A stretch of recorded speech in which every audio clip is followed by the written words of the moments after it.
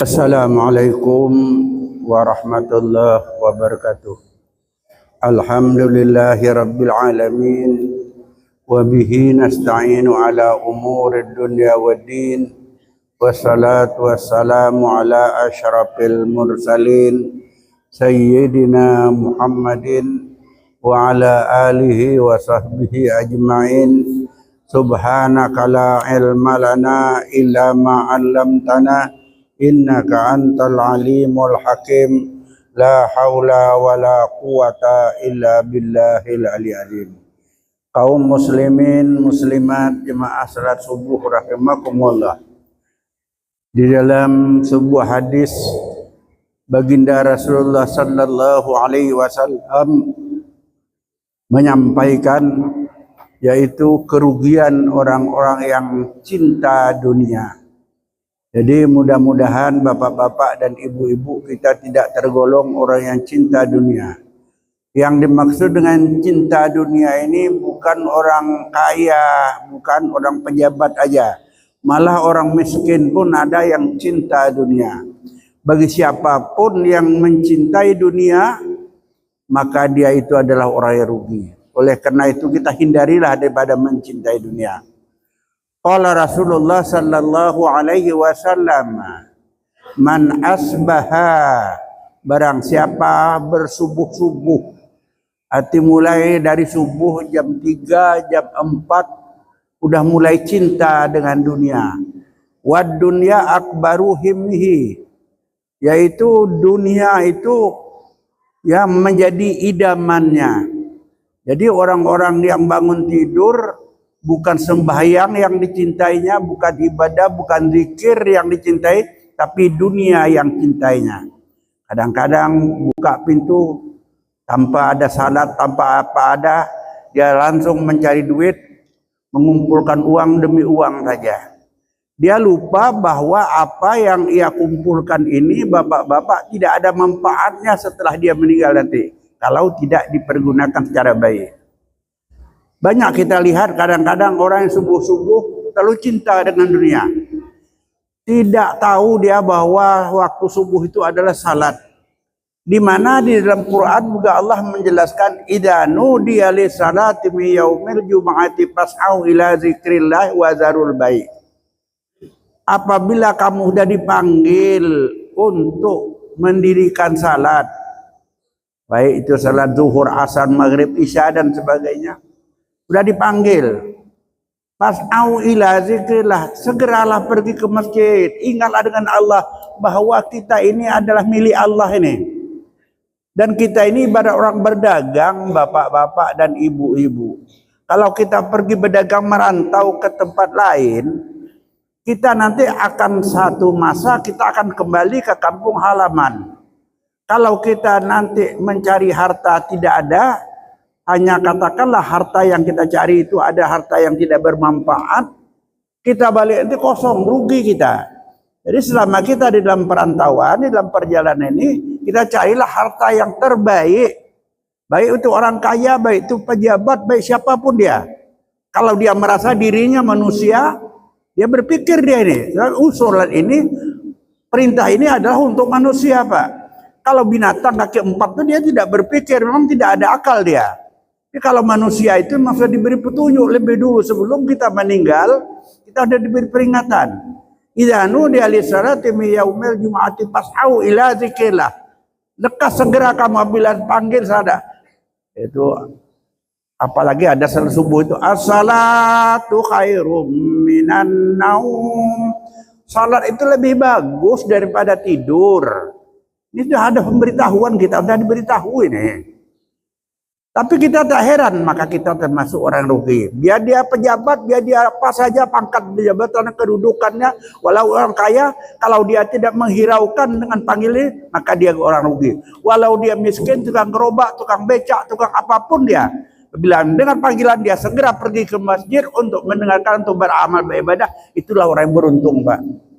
Jadi ini yang beruntung bukan orang kaya aja, bukan pejabat, walaupun dia miskin, tapi dia taat mendengar panggilan Allah, dia panggil, dia pergi ke masjid.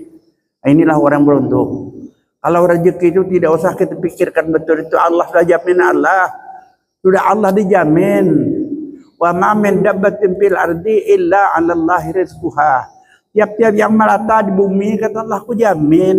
Kalau kita ini tidak dijamin lagi Allah rezeki kita, apabila kita sudah inna lillahi wa inna ilaihi raji'un, sudah Allah ada jamin lagi. Jadi kau manfaatkanlah selama kau aku beri, kau manfaatkanlah yang kau ambil itu. Jadi oleh karena itu kita carilah berbanyak-banyak. Kebanyakan orang yang mencari apabila sampai waktu subuh, dia sibuk mencari harta aja, mengumpulkan uang, lupa dia dengan ibadahnya. Bisain wa alzima qalbahu arba'u salin. Maka yang membekali, yang menggantung di hatinya ada 4 perkara. Orang yang cinta dengan dunia ini, bapak-bapak dan ibu-ibu, yang mengganggu hatinya ini ada 4 perkara. Yang pertama itu al-awalu hammun la yanqati'u abadan. Yaitu hatinya susah berkepanjangan. Tidak ada merasa senang, sibuk aja.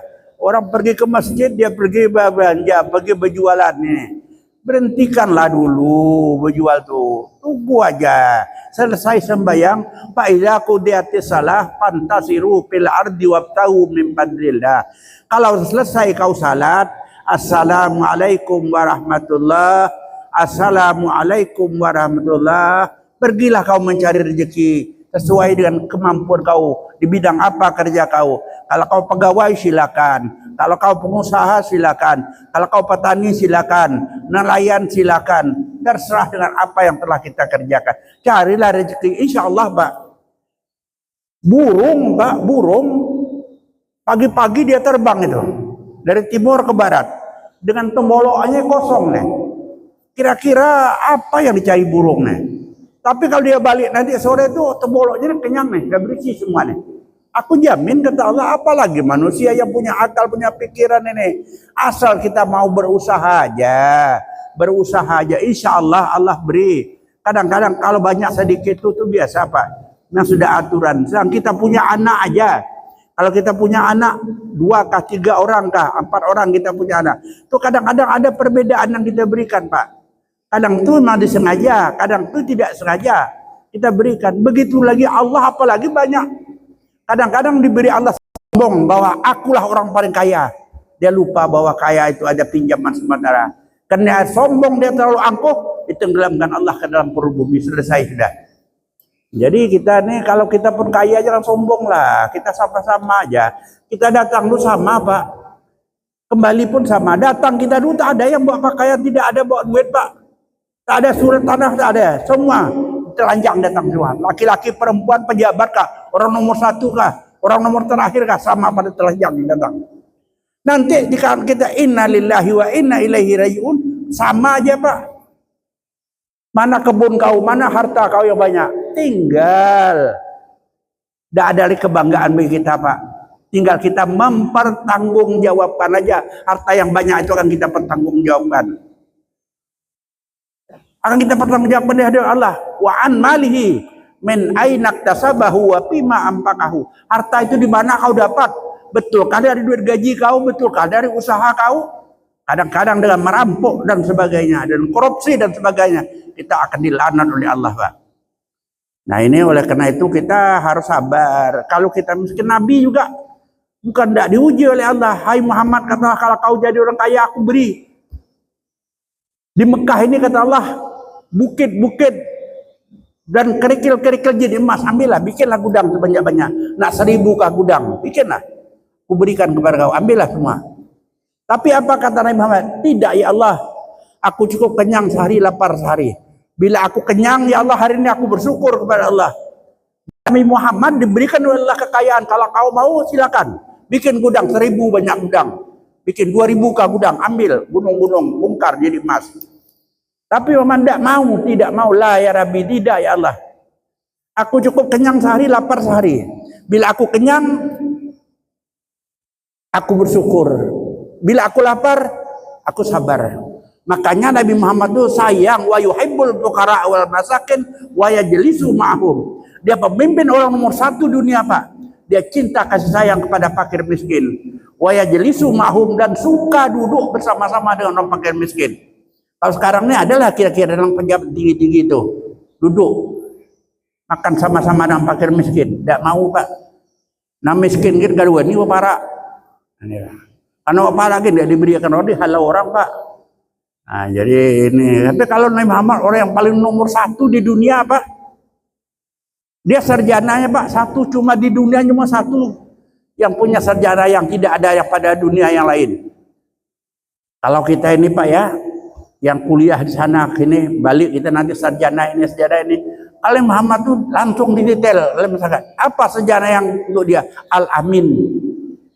Al-Amin, orang yang dapat dipercayai, satu-satunya yang sarjananya istilahnya itulah Pak Al-Amin. Kalau kita adalah yang namanya Al-Amin diberi, bukan hanya apa cuma diberi aja, tapi masih nyolong juga lagi. Nah ini Pak.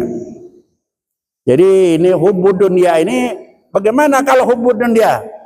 Hubbud dunya itu yaitu orang yang hubbud dunya ra'su kulli khati'atin, yaitu orang-orang yang cinta dunia itu adalah yaitu apa? Orang yang cinta dunia itu adalah paling jahat Pak, paling buruk gitu. Banyak kita dengar Pak di TV dan sebagainya, orang banyak cinta dunia Pak, sampai mengumpulkan duit orang dikumpulkan hingga dia triliunan. Kita kadang-kadang susah Pak. Dia terkumpulkan duit orang. Amanah yang diberikan itu bukan untuk kita pribadi, kita nyampaikan Pak. Ibaratnya Pak ya, kalau kita taruh sana takar atau drum tempat air, ini saluran dari atas nih. Nah inilah saluran ini adalah gunanya untuk menyampaikan air ini kepada takar, kepada drum ini. Begitulah kalau kita punya jabatan, kita ini hanya sekadar penyambung untuk menyampaikan kepada fuqara wal masakin, bukan untuk pribadi, tapi disampaikan. Tapi kadang-kadang banyak yang tidak sanggup berbuat demikian Pak. Yang kedua, wasaniyatu saglul la yatafarra'u minhu abadan. Itu sibuk berkepanjangan, tidak ada waktu baginya untuk beribadah. Kita sudah dipanggil untuk salat baik zuhur, asar, maghrib, isya, subuh dan sebagainya. Mungkin anak kita memberitahu, bah, nih kada sembahyang ka zuhur nih, aku sibuk benar nih. Nah, sibuk benar berapa lama sembahyang tuh? Katakanlah 10 menit. Kalau 5 kali 5 waktu kali 10, 50 menit cuma ada sampai 1 jam. Katakanlah dipanjangkan 5 waktu 1 jam sembahyang. Kita kadang-kadang daripada itu ini ngomong-ngomong aja berbual yang tak tuarah aja itu kadang-kadang 2 jam 3 jam bisa di kedai kopi itu duduk Pak. Bual-bual yang macam-macam itu berjam-jam kadang tuh. Sanggup kita. Kenapa sembahyang yang 5 menit aja kita tidak sanggup? Ini susah berkepanjangan. Jadi orang-orang yang diuji oleh Allah ya, yang kedua yaitu orang itu susah berkepanjang, tidak ada waktu baginya untuk beribadah. Walaupun dipanggil untuk salat, tapi dia tak mau beritahu. Bukan dia tak dengar Pak, tapi dia tidak mau nih. Nah inilah orang yang hubbud dunya, cinta dunia ini. Cinta dunia ini adalah manusia yang paling rugi di dunia ini. Paling rugi Pak, bukan orang miskin yang paling rugi, bukan orang susah yang paling rugi. Yang paling rugi itu adalah orang yang hubbud dunya, cinta dunia. Lalu cinta dengan dunia, amal ibadah tidak dikerja. Kadang-kadang puasa dia tidak puasa, salat juga tidak salat. Yang tugas-tugas yang diperintahkan kepada yang bersangkutan tidak dilaksanakan Pak. Dia hanya membunuh dunia, hubbud dunia, cinta dunia. Dia lupa bahwa dunia ini akan hancur. Tak lama Pak dunia ini. Berapa lama kita di dunia ini? Berapa lama? 60, 70. Kalaupun nanti lebih daripada 70, 80 itu kadang-kadang lali udah. Nah, jadi kita itu Bapak dan saudara, mumpung kita diberikan Allah kesehatan, badan sehat, akal pikiran kita sehat, kita pergunakan untuk beramal beribadah. Karena inilah mungkin amal ibadah yang menyelamatkan kita nanti. Di sana itu tidak ada pertolongan dari siapapun. Kalau di dunia ini Pak, sesusah-susah kita masih ada orang yang menolong kita. Semiskin-miskin kita masih ada yang nolong kita. Tapi kalau di akhirat tadi nanti Pak, tidak ada lagi. Tidak ada lagi pertolongan dari siapapun, hanya amal ibadah aja. Jadi mana dikatakan Nabi, idza mata ibnu adam in kata amalu illa min salin. Apabila mati anak Adam diputus amalan dia tak ada lagi, dia tidak bisa beramal lagi, lama dalam tanah, apalagi dipikirkan. Amal apa yang dia mah? Cuma 3 dia dapat. Yang pertama amalun jariah, yaitu amal jariah. Ada uang dulu saya titipkan di masjid ini, di surau ini, di pondok pesantren ini dan sebagainya untuk kebaikan jalan ini saya wakafkan 1.000 rupiah. Inilah mungkin yang 1.000 inilah yang membantu Bapak nanti. Kalau banyak lagi Pak. Ini yang 1.000 rupiah ini yang akan menyelamatkan. Kalau datang itu azab, nih yang 1.000 menahan, jangan. Ini Bapak nih bawa wakaf dulu 1.000 rupiah di masjid nih. Datang ini jangan, ini Bapak nih bawa wakaf dulu 1.000 rupiah. Ini Pak. Amal jariah. Yang kedua ilmu yang tafa'u bi, ilmu yang bermanfaat. Ilmu yang bermanfaat jadi guru dia Pak. Bagus. Guru itu Pak. Bagus guru itu Pak, mengajar orang yang tidak tahu ditahukannya, diajarin dengan bagaimana cara salat dan sebagainya. Jangan guru silat Pak. Kalau guru silat tidak masuk. Nah, ini tidak masuk guru silat nih. Ini guru-guru yang mengajar agama, sehingga dengan ada ajaran dari guru inilah dia sekarang taat ke masjid dan sebagainya, walaupun hidupnya susah, hidupnya miskin Pak, tapi dia taat ke masjid, beramal dan beribadah. Inilah orang yang beruntung Pak. Yang ketiga waladun saleh yad'ulahu, anak yang saleh yang mendoakannya. Ini anak-anak nih Pak, begitu tamat dari ibtidaiyah masuk sanawiyah, sanawiyah masuk aliyah, kemudian terus jadi perguruan tinggi Pak, sarjana SAG dan sebagainya. Nanti ilmu yang ada inilah Pak, nanti dimanfaatkannya untuk mengirim orang tua saya sudah meninggal dunia. Bacakan qul huwallah, bismillahirrahmanirrahim, qul huwallahu ahad, Allahus samad, lam yalid wa lam yulad wa lam yakul lahu kufuwan ahad. Ya Allah, saya kirimkan pahala qul huwallah ini untuk ayahanda tercinta ini dan ibunda tercinta. Diterima nih Pak, walaupun sekali diterima oleh Allah. Bayangkan untungnya kita punya anak. Ya oleh karena itu sekarang banyak anak yang salah, bukan yang saleh kebanyakan Pak, yang salah yang banyak. Kenapa? Dari orang tuanya kadang-kadang membiarkan, tidak memberikan didikan agama. Anak saya di SMP, anak saya di SD, tidak masalah itu Pak. Kalau anak kita sekolah di sekolah umum, cari guru, suruh ngajari di rumah, suruh ajari anak saya nih. Guru ini yang ngajar nanti dengan ilmu yang diajarkan guru ini nanti dia akan menjadi anak yang saleh bapak-bapak dan ibu-ibu. Kemudian wasali satu, pakrun la yablughu ghinan abadan. Itu fakir yang tidak mencapai kaya selama-lamanya. Berusaha ke sana kemari dia hanya dapat itu aja, dia tidak kaya Pak. Walaupun dia kaya diberi sampai 3 kali. Bapak-bapak dan ibu-ibu dalam sebuah hadis dijelaskan, andai kata diberi 2 lembah penuh dengan emas Pak, 2 lembah ini, 2 sungai penuh dengan emas semua, tidak cukup, dia mau pasti akan yang cari ketiga lagi. Itu namanya manusia yang terlalu cinta di dunia, tidak mensyukuri apapun yang diberikan oleh Allah. Orang yang paling beruntung adalah orang bersyukur dengan apa yang telah diberikan Allah, walaupun sedikit dia beruntung. Alhamdulillah, la in syakartum la azidannakum, katakan kalau kau bersyukur aku tambahin, nanti sabar aja lah.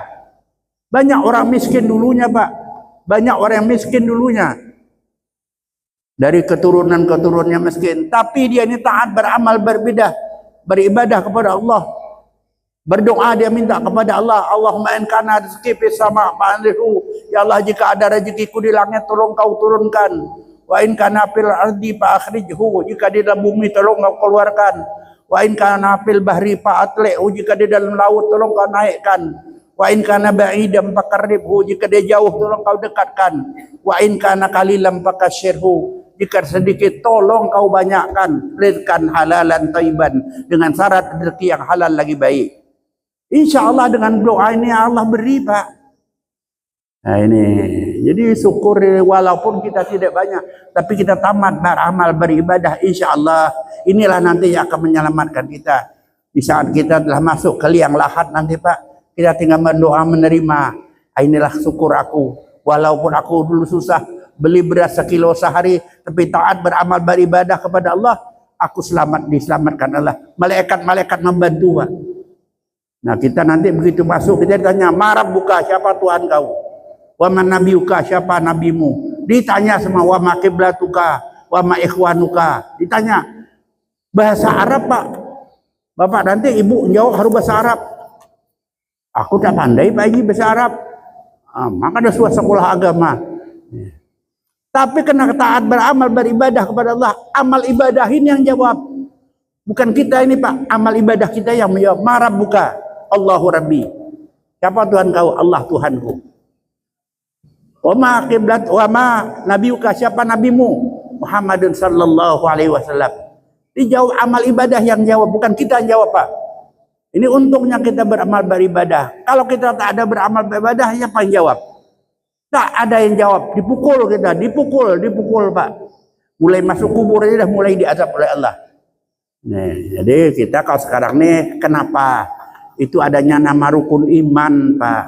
Di dalam Islam itu, dalam agama Islam cuma yang ada rukun iman Pak. Agama lain tidak ada. Agama lain tidak ada. Cuma tanya agama-agama lain. Ada tidak namanya iman? Ada wajib. Ada yang haram. Tidak ada dia Pak. Paling-paling tak boleh saja. Iman ini Pak, barang ini tidak ada. Tidak kelihatan. Surga tidak ada. Melihat, adalah yang melihat surga. Ada yang melihat neraka? Tidak ada. Tapi kena iman yang ditanamkan dalam hati kita, tahu bahwa surga yang begitu indah nanti dibalas oleh Allah.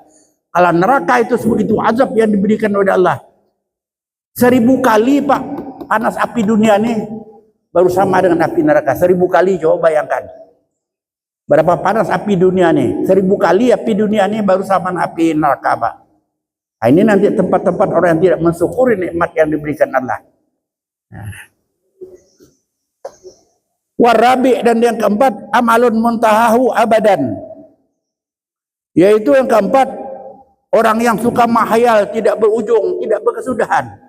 Berjalan ke lorongnya lihat rumah, aduh rumah si anu dulu susah hidup, tengok sugih hidup ini. Bilalah aku, itu aja bacaannya tuh.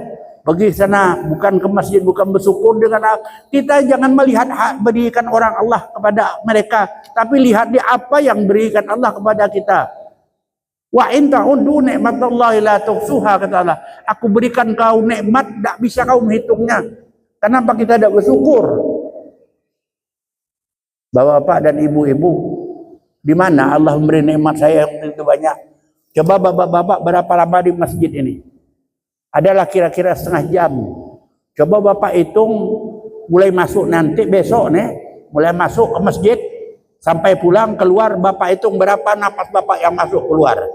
Masuk berapa, keluar berapa. Coba hitung, catat bawa buku nanti. Napas saya masuk segini, keluar segini. Coba hitung. Bisa tidak hitung? Yakin saya tidak bisa menghitung. Baru napas saya tidak bisa kita hitung. Itu baru nikmat diberikan Allah, nikmat napas Pak, nikmat hidup ini. Kita tidak bersyukur. Kalau lah sakit, kita baru ngeluh, ya Allah, ya Tuhan. Bagaimana sembahyang tidak pernah. Minta juga baru minta kepada Tuhan. Inilah baru bapak-bapak dan saudara-saudara apa yang kita rasakan. Habis. Masih ada lagi. Bapak-bapak dan ibu-ibu, karena hidup kita sebentar Pak, kita berpikirlah. Kadang-kadang kita ada yang diberi oleh Allah sakit Pak. Sebenarnya bagi setengah orang Pak, orang-orang yang alim ulama itu Pak, dia bersyukur dengan apa yang diberikan Allah, walaupun sakit dia syukur Pak. Nabi Ayub alaihi salam adalah manusia yang paling sabar Pak, paling sabar dia. Karena pada waktu itu, saat itu Pak, ditanya oleh malaikat, ya Allah, siapakah manusia yang paling yang paling sabar di dunia ini? Kata Allah, Nabi Ayub alaihi salam paling sabar. Rupanya iblis didengar Pak. Kalimat ini didengar oleh iblis. Setelah itu iblis melapor kepada Allah, ya Rabbi, karena engkau mengatakan bahwa Ayub adalah orang yang paling sabar, berikan izin kepada aku untuk menguji bagaimana kesabaran Ayub itu. Betul tak dia sabar? Kata Allah, silakanlah. Kalau kau nak coba, silakan Ayub itu. Uji gak sabarnya? Pertama Pak, Ayub itu punya rumah bagus, bertingkat rumahnya. Bininya 3 Pak, anaknya banyak. Waktu saat dia dah makan Pak, berkumpul, runtuh rumah ini Pak. Runtuh rumahnya. Habis anaknya mati semua Pak. Istrinya alhamdulillah hidup. Ayub hidup. Waktu itu datang iblis. Hai Ayub, kau bilang Tuhan kau tuh kasih sayang, Rahman dan Rahim.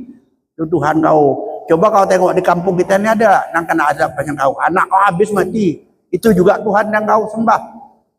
Kata Ayub, itu bukan urusan aku, urusan Allah itu. Jangan kau campurkan hubungan itu urusan Allah. Allah punya kerja, jangan dicampuri.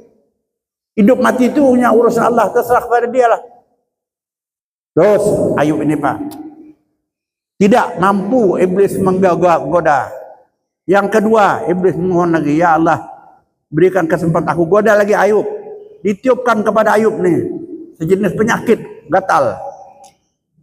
Akhirnya Ayub menderita gatal Pak, gatal, badan berkorek Pak, infeksi nih badannya korek. Sehingga pada waktu itu orang di kampung ini Pak tidak senang lagi dengan Ayub nih. Ayub ini takut masyarakat akan menular penyakit Ayub ini pada masyarakat. Undurkan Ayub ke luar negeri, antar dia. Oleh masyarakat diantarlah Ayub ini ke dalam hutan itu jauh dari perkampungan. Sehingga tidak kena lagi. Istri Ayub ini Pak adalah seorang perempuan yang namanya Rahmah. Dia masih bekerja, yaitu jadi tukang roti Pak. Akhirnya Ayub ini Pak mulai koreng nih, menjadi koreng nih Pak. Berkoreng ini.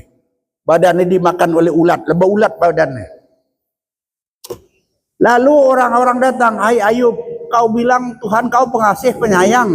Sekarang kau coba tengok, orang tak ada menderita penyakit seperti kau, cuma satu dari kampung nih. Masih itu juga Tuhan yang kau katakan sayang pada kau. Kata Ayub, itu urusan Allah, aku jangan kau campur-campurkan. Itu bagaimanapun yang aku derita, itu semua Allah punya kerja, jangan kau pikirkan. Hidup aku, mati aku, Allah punya urusan. Tidak bisanya Pak. Sehingga kalau ada ulat Pak makan ini, badan dia ini diambil oleh Ayub, masukkan balik. Ulat ini gugur Pak, ini. Begitulah penderitaan Ayub. Sehingga Ayub ini berdoa kepada Allah, ya Allah ya Tuhanku, aku kau timpa dengan bermacam-macam penyakit, aku rela aja Pak. Tidak mengutuk aku pada kau, aku rela aja. Cuman dua permohonan aku ya Allah. Kabulkan dua nih permohonan aku. Yang pertama, lidahku jangan diganggu oleh ulat. Kedua, hatiku jangan diganggu oleh ulat. Dua itu aja. Kalau soal badanku hantamlah. Kenapa? Apabila lidahku sudah dimakan oleh ulat, dan dapat lagi aku berzikir kepada kau ya Allah. Dan dapat zikir lagi, aku tidak belidah lagi. Yang kedua, andai kata kau hatiku dimakan ulat, lupa aku dengan engkau ya Allah, bahwa engkau semua punya pekerjaan ini. Aku rela dengan apa yang telah kau berikan kepada aku. Bagaimanapun bapak-bapak dan saudara-saudara, tidak bisa iblis menggoda. Akhirnya Ayub ini tidak bisa apa-apa lagi Pak. Lalu Rahmah ini Pak dikeluarkan dari perusahaan, tidak boleh kerja lagi. Karena kau punya suami-suami yang menular penyakit. Oleh karena itu, bapak-bapak dan Rahmah pergi mencari makan. Setelah dia makan Pak, setelah Ayub ini makan tidak dapat, itu rambut dijual Pak. Rambut Rahmah dijual, gondol kepalanya.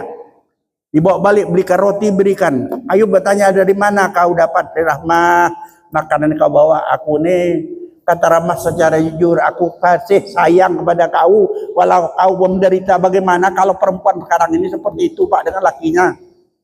Nah, ini kadang belum bawa apa-apa lah, ngadukan gugatan cerai dia. Nih, aku rela, kata Rahmah. Kata Ayub, tidak boleh, rambut kau itu haram, tidak boleh. Andai kata aku sehat, nanti Rahmah kau kupukul 100 kali. Ini Pak ancamannya. Dengan takdir Allah dia sehat Pak. Kemudian diingatkan Allah, wahai Ayub, kau dulu penyabar, kau dulu berdoa. Doa kau apa? Kewajiban kau. Bahwa doa kau itu wajib kau laksanakan. Pukul istri kau 100 kali. Tapi jangan dengan kayu yang sebatang, tapi ikatlah 100 batang kayu itu kau pukulkan sekali, 100 juga jadinya. Nah inilah bapak-bapak dan saudara-saudara, mungkin sekedar untuk pengalaman kita bersama, kita mari bersama-sama bersyukur Pak dengan apa yang telah diberikan Allah. Mudah-mudahan walaupun sedikit, dengan syukur inilah nanti akan membawa berkah kepada kita, Pak. Jangan kita memandang kepada orang lain kekayaan yang diberikan Allah, tapi nilailah kepada diri kita sendiri apa yang telah diberikan Allah. Bersyukurlah kita. Demikian, terima kasih. Assalamualaikum warahmatullahi wabarakatuh. Amin amin. Bismillahirrahmanirrahim. Alhamdulillahirabbil alamin. Wassalatu wassalamu ala asyrafil mursalin sayyidina Muhammad wa ala alihi wa sahbihi ajma'in. Allahumma ij'al jam'ana hadza jam'an marhumah wa tafarruqana min ba'dihi tafarruqan ma'sumah. Allahumma ij'al jam'ana hadza jam'an mubarakah wa tafarruqana min ba'dihi tafarruqan maghfura. Allahumma ij'al jam'ana hadza jam'an mahmuda wa tafarruqana min ba'dihi tafarruqan mahbuba. Rabbana zalamna anfusana wa illam taghfir lana wa tarhamna lanakunanna minal khasirin. La ilaha illa anta subhanaka inni kuntu minadz zalimin. Rabbana atina fid dunya hasanah wa fil akhirati hasanah wa qina azabannar. Walhamdulillahi rabbil alamin. Taqabbalallahu minkum.